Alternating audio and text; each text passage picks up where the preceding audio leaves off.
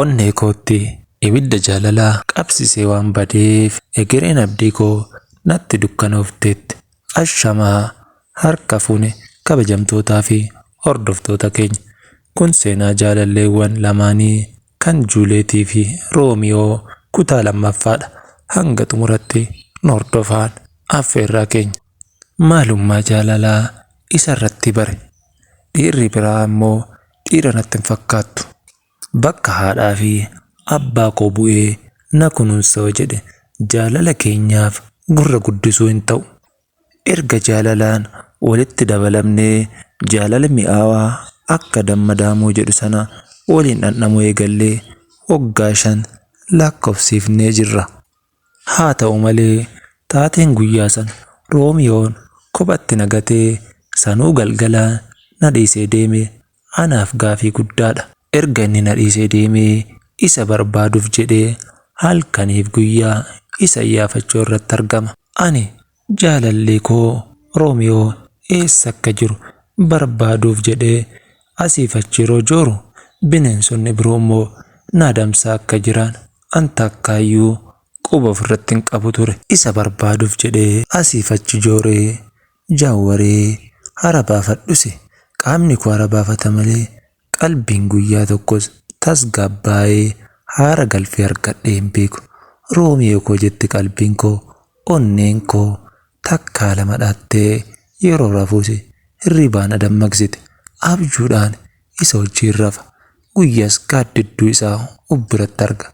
Anamma nama maraatu naan jedhu jedhee waan of shakkuuf yeroo tokko tokko namoota biraa bira hin deemu. Egaa dhabamuu Roomiyoo qofa osoo hin taane kan na yaachisu lubbuun hin jiramu hin jiru jedhee takka obbaafadhee anis addunyaa kanarraa of godaansisuudhaaf murteeffadhee ka'eera. Hin deema takkaayyuu isa lubbuun hin jirree fi isa lubbuun jirus argachuudhaaf carraaqqeen an taasise guyyaa takkaafis naa milkaa'ee hin beeku. Namuma Roomiyoon as jiraa hin jiruu naan jedhus dhabe. Osoo ofii kootiin haasawaa imimmaan koroobsaa guyyaa tokko daa'imni takka warqaa gubbaan irratti barreeffamee onneedhaan mallattoo irratti kaafamee xaaliyaa jedhamtu natti fidde. Egaa anis xaaliyaa kana dafee hin banne. Kophaa koo waan ta'aa jiruuf tarii waan na mudatu hin beeku jedhee hiriyyittii koo bira deeme. Yeroo hiriyyittii koo bira deemus hiriyyittiin koo sun mana hin jirtu. Akkuma ishee dhabeen ammoo da'oo duuba deemee xaaliyaa kana dubbisuu eegale. Yeroo xaaliyaa kana dubbisu Roomiyoon iddoo jiru natti hima. Iddoon kunis magaalaa kanarraa kiiloomeetira 50 fagaata. Baay'ee gammade. Iddoo jiru follaale. Imimmaan dura buusaa jiruu fi roobsaa jirus dafee ofirraa qulqulleessee uffata koo jijjiiradhee nama tokkos osoo hin himne deemsa koo eegale. Yeroo deemsa koo eegalu kana namni duubaan adamsaa jirus nama tokko lamaa miti. Maali onni akkanaa jedhee of duuba deddeebi'aas takkaa mil'adhaa takkaa dhaabadhaa. Deemsa koo dheebuu jaalalaa kan Roomiyoo wajjin eegale sana dhandhamachuudhaaf deemsa koo humni na dhaabu waan hin jirreef itti fufe. Akkuma konkolaataa yaabbadheenis deemsa sa'aatii muraasa booda magaalaa san gahe. Magaalaa sana yeroo ga'u ammoo waan an argaa jiru gaafii fi waan addaa natti uume. Maali wanni akkanaa jedhee of gaafadhe. Iddoon itti naaf beellame sa'aatii itti naaf beellame sanitti Roomiyoo osoo hin taane namni an arge nama Toomaas jedhamu. Namni kun nama guyyaa jalqabaaanii fi Roomiyoon afaan keessaa yeroo wal dhabnu sana nutti haasawee gargar ba'iinsa keenyaaf sababa ta'edha. Toomaas maal asii goota jedhee gaafadhe. Tarii Roomiyootu asitti si argama jettee yoo yaaddee jiraatte sobamtee jirta. Roomiyoon kana booda Toomaas hima. Ati hin gowwoome, nama sin jaalanne, nama jaalala keetiif jedhee iddoo hin kennine, nama halkan si gatee deeme. Isaayyuu nama jaalala keetiif bakka qabaachuu irraa waan takkaayyuu yaadee hin beekne akkamitti abdiidhaan jiraatta. Onneen koo gubatee garaachi kee cinca'ee ati du'uuf deemta. Kanaafuu si baraaruuf jedhee miidhama kee sanaaf dawaa si kennuuf asitti si yaame. Tariin amanuu dhiisuu dandeessa. ani jaalalleewwan hedduu waan ol argee miti sirratti jaalala baruun qaba. Atis narratti jaalala barte jedhee hin yaadu. Maaliif jennaan Roomiyoo wajjin jaalala dabarsitee jirta. Kanaaf deebii kee hadhatti sirraan eegu. Guyyaa tokko lama as wajjin dabarsinee kaanee waan ta'uuf deema. Atuu qalbii keetti yeroo deebite murteeffachuu dandeessa jedheen. Juuleetis baay'ee dallansuudhaan dubbachuu eegalte. Ati hin beektu malee gargar bahiinsa anaa fi Roomiyootiif sababni guddaansi akkamitti dhuftee iddoo kanatti na goyoomsite na yaamte. Tarii waan narraa barbaaddu tokkoof ta'uu isaa hin shakku. Waan ati narraa barbaaddu fedhii fooniiti. Fedhii foonii taanaan ati nama kashalabbeedha. Ana immoo jaalala kaleessaa fi ganama irratti bare sanaan alatti jaalala argee sin beeku, argus hin barbaadu. Roomiyoon koo lubbuun jiraachuu fi jiraachuu dhiisuu hanga isaa adda baasutti qalbiin koo qofa kan isa yaaddu malee nama biraatiifis iddoo hin qabdu. Na dhageessaa kanarratti of hin goyoomsin. Ani iddoo akkasii hin qabu. Toomaas ati seexana. Anaaf isas gargar kan baase si'i. Kan ammoo yaadadhu. Halkan sana osoo ati dubbattee nutti sirritti haasa'uu baattee anii fi Roomiyoo takkaayyuu gargar baana jennee iyyaan garuu dhiirri tokko gidduu keenya keessatti haasa'e waan hin beekneef Roomiyoon nagatee deema. Dhimma gargar baay'insa keenyaatiif waan tokkoyyuu sin galchu. Kanaaf iddoo kanatti na dhiistee deemta yookiin anatu si dhiisee deema. Kana keessaa tokko filadhu jetteen. Yeroo kana immoo Toomaasitti dhiyaatee harka ishee qabachuuf yaala. Yeroo kana Juuleetis dallantee ofirraa darbattee kophee miilaa qabdu fuula isaatiin rukutu. Ajaa'iba! Toomaasin rukutuu keetiif baay'ee akka dogongorte bare. Yeroo muraasa booda jaalalli Toomaas isa Roomiyoo caalaa si maraacha. Na aman jedhee irraa fagaatee Toomaas diqqoo turee mana tokko seenee yeroo ala ba'u Juuleet kophaa ishii bu'aa daandii qabattee jirti. Bira fiigee yeroo dhaqqabus Juuleet dubbii jalaa didde. Akkuma ta'ee harka isheetti kenne. Deemsa isheetti fuuftee ati seexanaa naaf ogori. Iddoo kanatti kan na yaamte qalbii koo ammas yeroo 3 ol na miitee jirta. Ati bar seexanaa daandii koo afoogori. Anta akkaayyuu siif deebii jaalalaa kennuuf hin barbaadu. Kennus hin danda'u. Kan osoo beektu akkamitti kiiloomeetira 50 magaalaa kiyyarraa sitti na yaamte. Kanaafuu anta akkaayyuu si jaalachuufis karoora hin qabu. Maaliif jennaan ani Roomiyoon jaaladha. Ati hin goyoomsin. Hin deemaa daandii kootii gorii jettee. Toomaas yeroo kana morma ishii tuqe. Wanni inni ittiin tuqe ammoo qoricha aadaa haadochaa jedhamudha. Haadochaa kana yeroo morma ishii tuqu isheenis gaggabdee duubaan kufte jedhama. Yeroo kana dafee miila ishiitii fi dugda ishii ol hammaaree mana tokko seensise. Toomaas akkuma mana seensisee balbala cufatee sagalee alaa dhagamu waan hordofaa jiru fakkaata. Toomaas gammachuudhaan ishii jaalala dhamdhamsiisuuf jedheetii sagalee takkaan itti hasaase. Ani Roomiyoo osoo hin taane Toomaas har'a immoo jaalalaan sii kennuu fi Roomiyoo sii kennu wal madaalchifta jedheen. Isheenis iyyuuf yeroo yaaltu afaan ishee ukkaamsee uffata irraa baase. Yeroo uffata ishee dirqiin irraa baasu ammoo Toomaas akka abbaa irreetti of ilaalaa ture. Juuleetis humna waan dhabdee fi osoo hin nyaannee fi osoo hin dhumne guyyoota lakkoofsiiftee jirti. Kanas kan hin yaanne Toomaas ishii gudeeduudhaaf waan murteeffate fakkaata. Uffata irraa harkuma baasee qaama ishii tuttuquu fi sukkuuma eegale. Yeroo kana ammoo sagaleen ishii iyyuuf yeroo yaaltus beela waan qabdu sagalee guddaa hin dhageessiftu. Juuleet imimmaan buusuu fi iyyifachuu fi wurxifachuu malee humna Toomaasin injifattee mana sanii baatuun hin qabdu. Toomaas diqqoo turee jaalala Juuleet humnaan injifate. Qaqqabbii fi sukkuummiin isaa kan itti jabaate. Juuleetis harka laachuu malee furmaata biraa dhabde. Toomaas diqqoo turee hidhii ishii dhungataa harma ishii qaqqabaa sukkuummii itti jabeessuudhaan haasaa isaa itti fufe. Akkana jechuudhaanis eegale. Juuleetii koo an bar Roomiyoo ol si jaaladhaa. Jaalala koo hin beektu waan ta'eef murteen ati murteeffattu murtee hamaa akka ta'e nan amana. Garuu na amansiin jedha. Ani bar Juuleetiin osoo jaaladhuu fi jaaladhuu baadhis ishiin addunyaa kanarraa nama addaati. Nama addunyaa kanarraa nama addaa ta'e an ilma qabeenya qabu. An bareedinaanis nama Roomiyootii gadii miti. Jaalala kootiif ammoo waan si hawweef atu beekta. An si wajjin gaa'ela raawwadha. Jaalala si wajjin dabarsee alatti sin darbadhu. Kanaaf na amanii jaalala wajjin dabarsinuuf hayyamamaa ta'e jedhee takkaa lamaan dhungataa dubbii isaatti fufe. Yeroo kanaa Juuleet ammoo dirqiidhaan na gudidda malee an takkaayyuu si heeyyamee jaalala si wajjin dabarsuudhaaf guyyaa tokko si yaadee waan hin beekneef murteen an murteessus hardhas kanuma jetteen. Juuleetii koo jedhee hammataa lafatti darbataa naaman jedhee innis jaalala yeroo sanaaf imimmaan sobaa dhangalaase.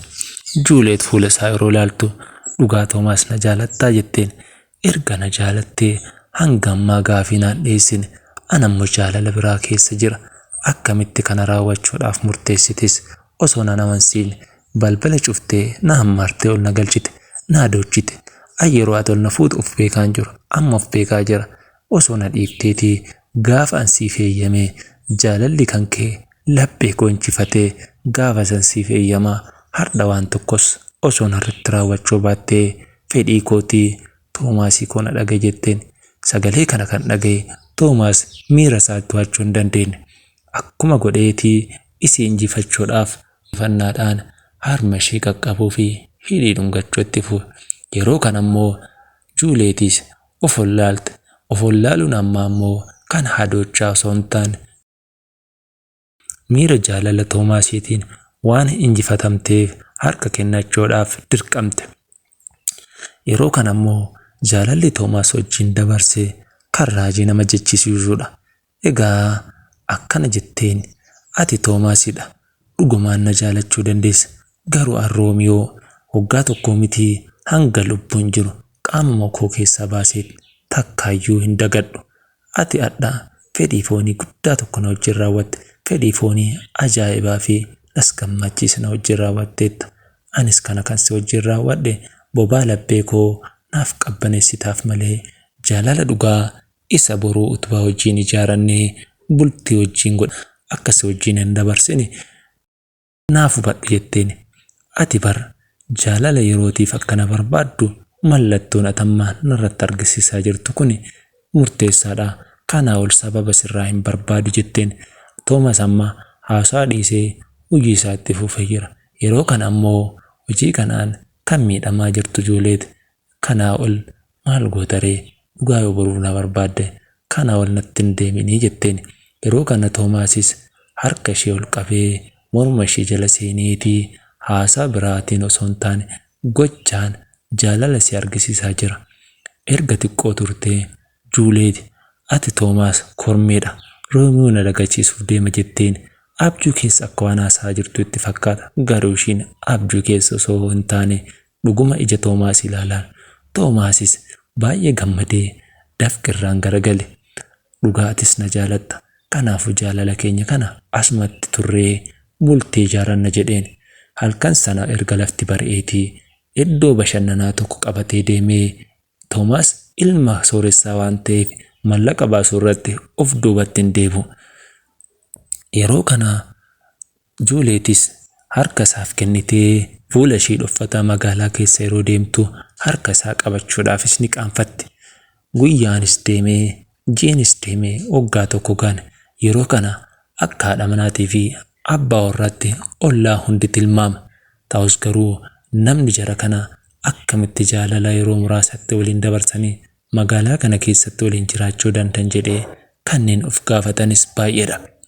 Waggaan tokko ga'ee akkuma waggaa lammaffaatti dhiyaataniin walitti bu'iinsi isaan gidduuttis uumame. Egaa Juuleet jaalala Toomaasiitiif harka kennitee waggaan tokko xumuramee waggaa lammaffaa keessaa ji'a fulbaanaa yookiin ji'a Seepteembar jedhamu keessatti nama tokko wal barte. Yeroo kana nama kanaan wal bartu ammoo hojii si qabsiisaa.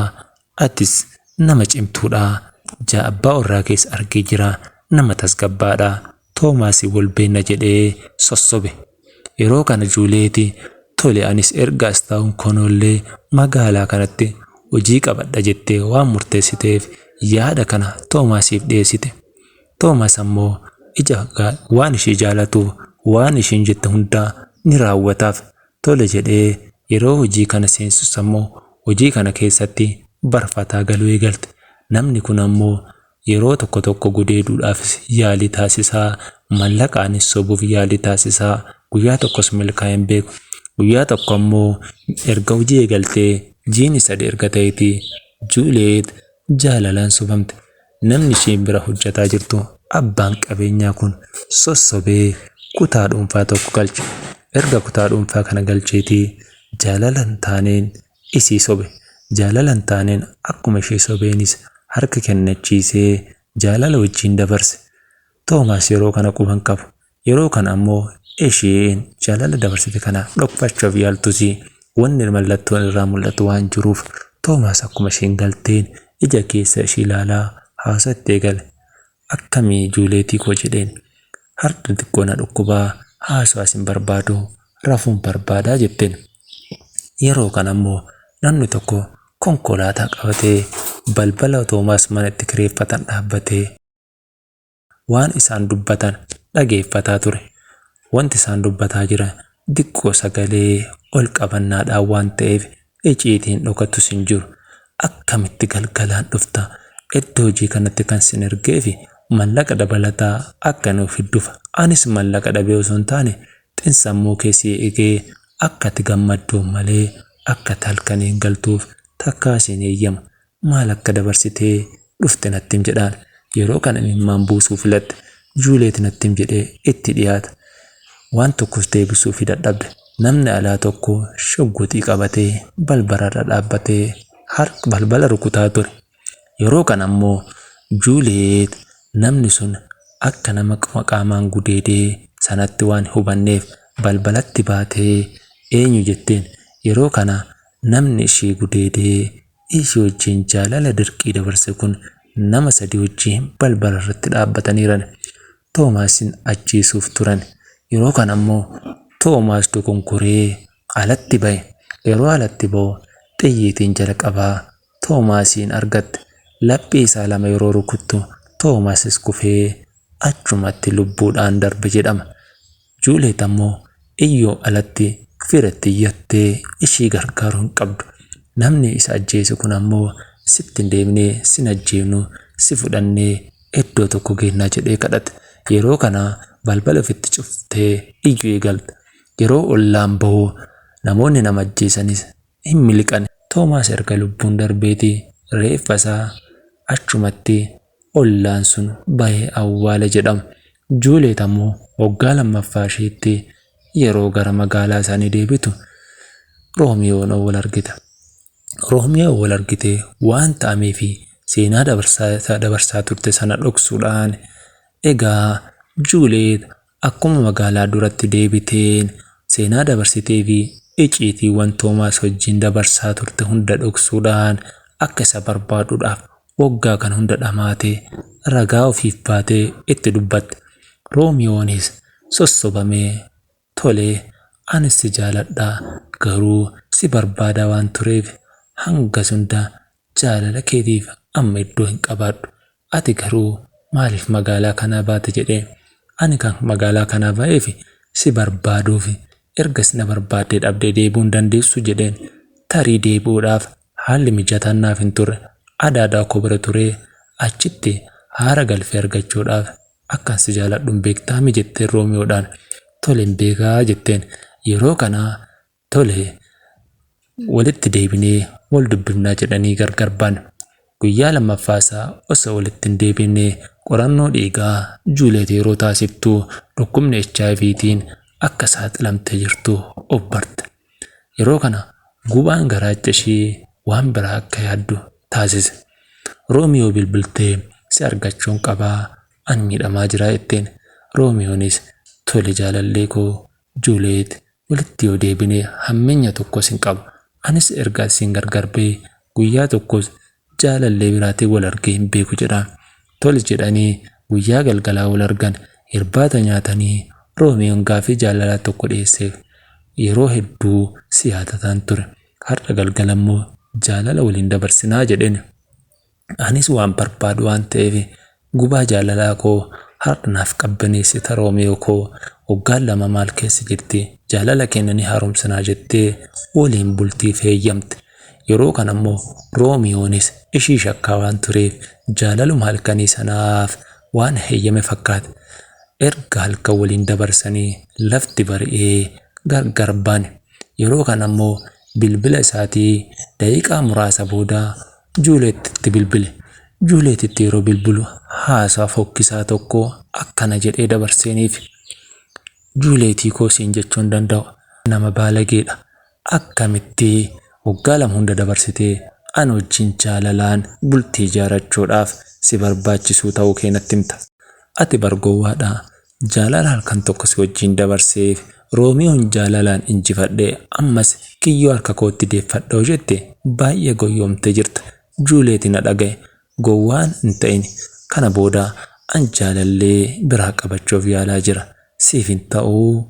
Kanaaf halkan takka waan si wajjin dabarseef haati na yaadattuuf hangam akkati na jaalattu si madaaluuf jedheen. Ishiinis kokkolfaa itti deebiste. Roomiyoo koo siin jechuu hin danda'u. Ati dhagaye. Namni gowwaan akka kee addunyaa kanarra hin jiru. Tarii na shakkuu dandeessa.